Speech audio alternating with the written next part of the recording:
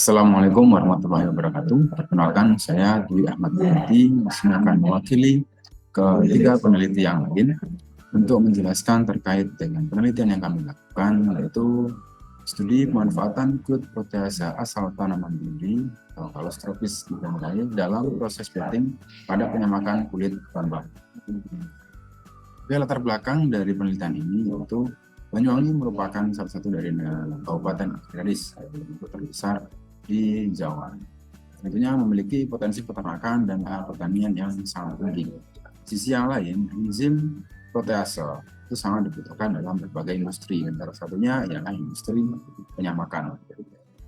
Dan Banyuwangi memiliki potensi yang saat ini belum terolah, yaitu adanya tanaman biduri.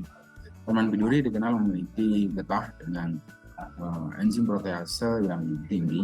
Tentunya itu dapat dimanfaatkan dalam industri pengolahan kulit, yaitu tentunya dalam tahapan bedding.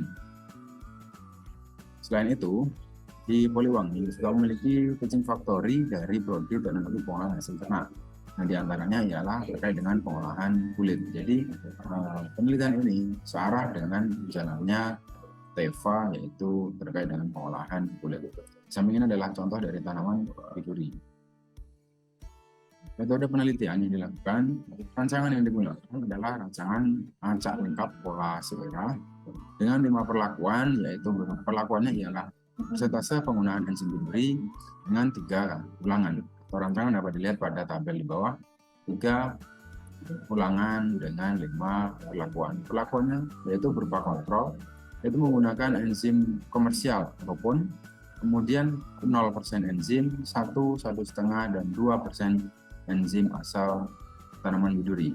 Statistik yang digunakan ialah ANOVA dengan uji lanjut berupa Duncan multiple rank test dengan 5%.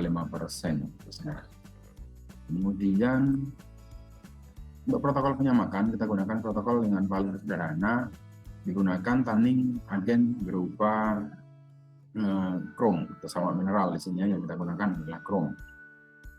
Untuk enzim akan digunakan dalam proses betting, ya, dalam proses penghilangan protein non kolagen. Jadi kita menggunakan beberapa tahapan penyamakan ya sesuai dengan standar, mulai dari perendaman sampai dengan pengeringan. Kemudian parameter yang diamati itu ada 4 parameter utama, yaitu organoleptik, fisik, kemudian kekuatan, dan histologi. Dalam melakukan kemajuan ini akan dilaporkan yang telah dilakukan yaitu organoleptik dan fisik. Organoleptik meliputi kerataan warna, kehalusan permukaan kulit, kekompakan kulit, kelenturan kulit. Dan fisik meliputi ketebalan kulit. Oke, hasil dari penelitian ini pada parameter kerataan warna, di sini dapat diamati bahwa kontrol itu serupa dengan perlakuan 1% enzim dan 1,5% enzim, walaupun pada 1,5% tidak berbeda dengan 2% enzim maupun 0% enzim. Dan untuk yang rendah di sini ialah untuk enzim 0% dan 2% itu memiliki kerataan warna yang rendah. Kenapa hal ini dapat terjadi? Karena betting itu mempengaruhi proses penyerapan atau pengikatan krom dalam gugus aktif yang ada pada kolagen, sehingga ikut merenggangkan serat-seratnya. Sehingga dengan betting yang baik, warna yang diperoleh akan lebih baik. Warna di sini adalah warna dasar, yaitu berupa biru. Karena dengan penyamaan krom akan menghasilkan warna kulit sama, jadi biru muda.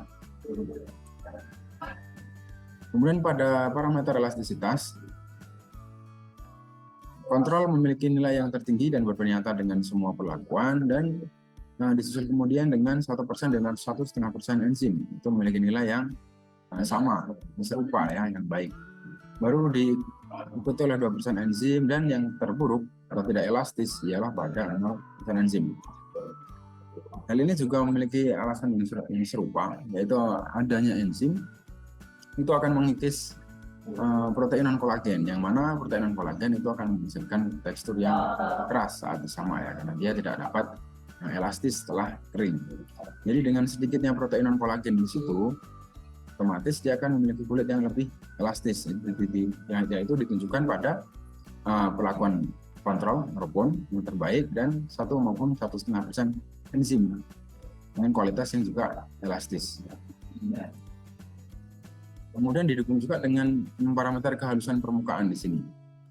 Untuk oropon dan 1,5% enzim itu memiliki kehalusan permukaan yang baik. Artinya raja atau bagian permukaan kulit itu dapat terkikis epidermisnya dengan baik di situ.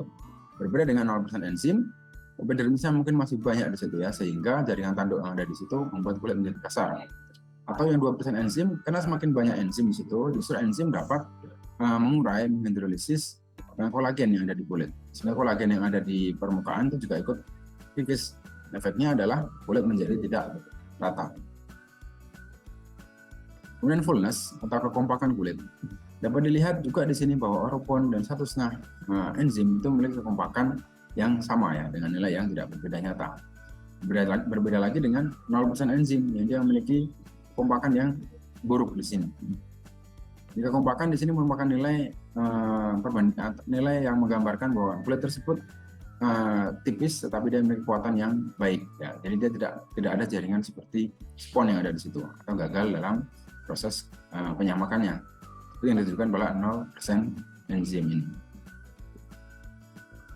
Dan parameter ketebalan kulit di sini dikonfirmasi bahwa 0% enzim dia cenderung lebih tebal, artinya dia cenderung lebih bulky di situ ya, dia cenderung lebih banyak terdapat seperti spons di situ. Berbeda dengan perlakuan enzim yang dia kecenderungannya lebih tipis. Jadi ini sudah, walaupun semuanya di sini sudah masuk dalam standar SNI kulit domba, yaitu antara 0,3 sampai 0,8 mm. Kesimpulan dari penelitian ini, enzim protease asal tanaman biduri di sini sudah dapat digunakan sebagai agen betting yang baik ya, karena dia sudah berkualitas baik, sebagian besar sudah memiliki performa yang sama dengan enzim komersial oropon. Kemudian dalam hal dia menyamai oropon dalam hal warna, kehalusan permukaan, kekompakan, dan ketebalan kulit. Untuk yang paling baik, perlakuan terbaik ditunjukkan dengan 1,5% enzim. Jadi 1,5% enzim hampir sama atau dapat disejajarkan dengan penggunaan oropon. Kemudian luaran yang dijanjikan di sini adalah seminar internasional. Naskah yang dikirimkan itu sudah diterima dan untuk diseminarkan nanti pada tanggal 8 sampai 9 November di UGM, Fakultas Peternakan UGM Yogyakarta dalam seminar internasional ISTAP ya, International Seminar on Tropical Animal Production yang ke-10. Berikut adalah naskah yang akan diseminarkan nanti. Kemudian luaran selanjutnya ialah paten sederhana. Paten sederhana sudah disusun, sudah selesai naskahnya, sekarang sedang dievaluasi internal oleh Pusat Haki Poliwangi ya. Nanti jika sudah ada revisi akan segera didaftarkan. Oke, terima kasih. Demikian presentasi dari saya. Mohon maaf jika ada yang kurang jelas atau salah kata. Terima kasih. Assalamualaikum warahmatullahi wabarakatuh.